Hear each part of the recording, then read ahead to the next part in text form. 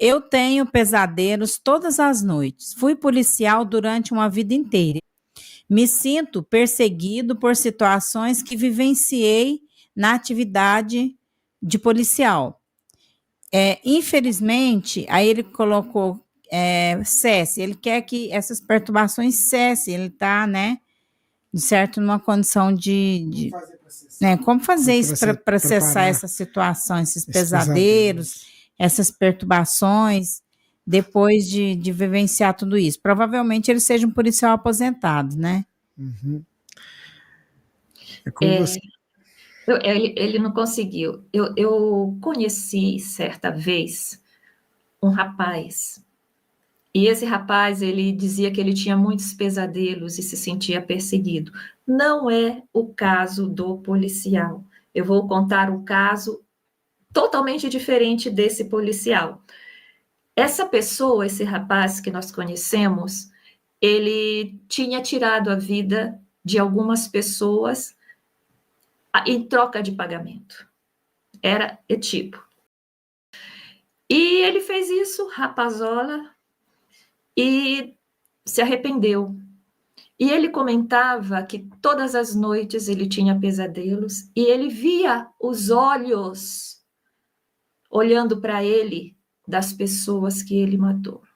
Ele descrevia um pouco qual era a forma que ele matava. E esses olhares o perseguiam. Com o tempo, essa pessoa se arrependeu, fez tratamentos, ficou muitos anos assim. E depois que nós encontramos novamente, eu em especial, que conheci, que encontrou novamente, que a gente perguntou, foi conversar, ele disse, Sâmia, passou. Mas o que você fez? Eu parei com aquilo e mudei. E hoje eu comecei a viver de uma maneira diferente com as pessoas. Por quê? Porque junto com aquilo tinha toda uma conduta, né? Uma maneira muito dura de lidar com as pessoas. Hoje eu ajudo as pessoas, hoje eu tenho vários amigos. Se aproximou da religião, não de uma maneira, mas se aproximou da espiritualidade, fez algumas leituras, se acostumou a fazer evangelho no lar, apesar de não se considerar espíritas, e ele se transformou por dentro. Conseguiu fazer tratamentos, foi internado, pediu para ser internado, conseguiu vencer os seus vícios todos. Conseguiu vencer vícios de bebida, vícios de droga, vício de fumo, ia estar no só por hoje durante muitos anos até hoje. E isso foi parando.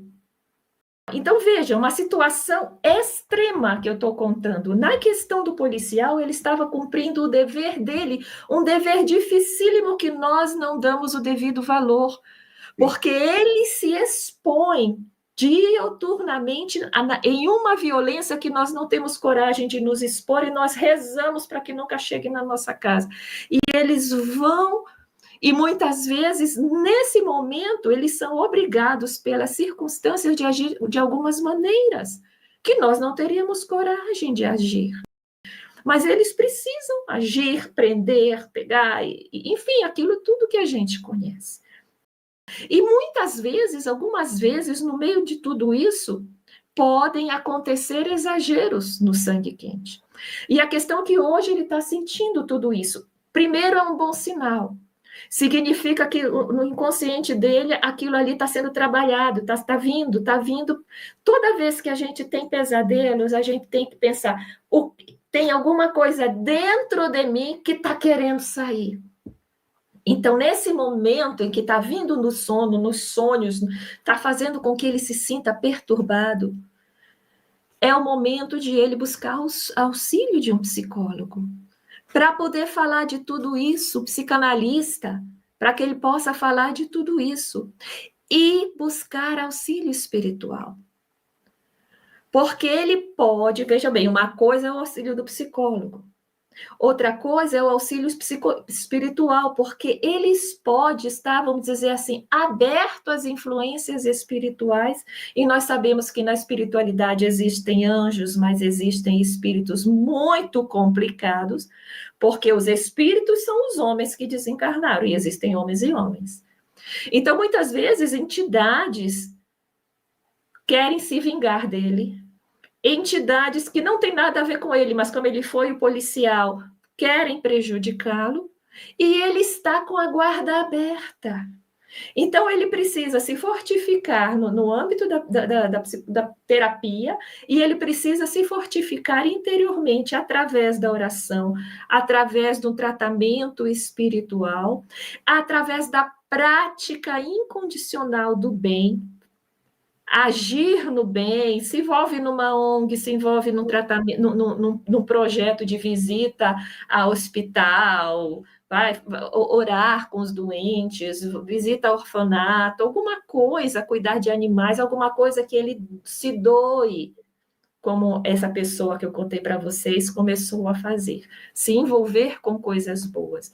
Então, quanto mais eu me dou no bem, mais essas entidades, se for o caso, mas deve haver também, elas deixam de ter acesso a mim.